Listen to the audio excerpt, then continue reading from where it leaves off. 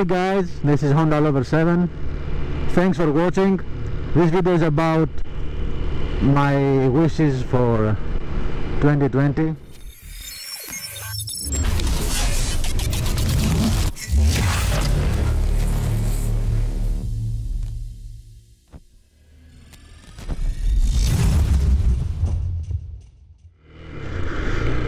Καλησπέρα, τι λέει μάγκες μου?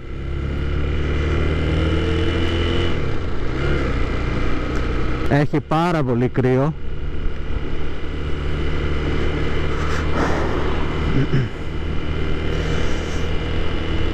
Και σε αυτό το βίντεο δεν θα μιλήσουμε για κάποιο θέμα. Είπα απλά να σας δώσω τις ευχές μου για το νέο έτος. Εύχομαι σε όλους υγεία, αγάπη και ευτυχία, να αποκτήσουν ό,τι ποθούν, να πάθουν ό,τι θέλουν,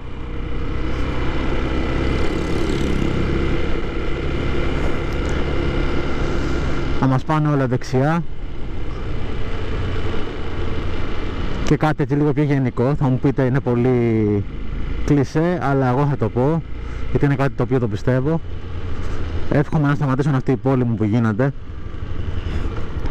γιατί εκτός από τα συμφέροντα των μεγάλων πεθαίνουν και οι μικροί.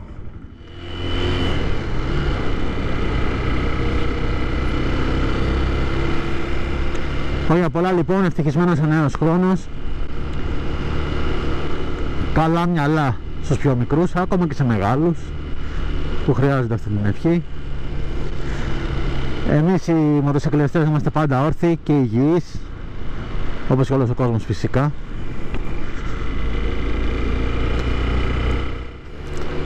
Να το πούμε και για τους φίλους μας, τους ξένους που μας βλέπουν.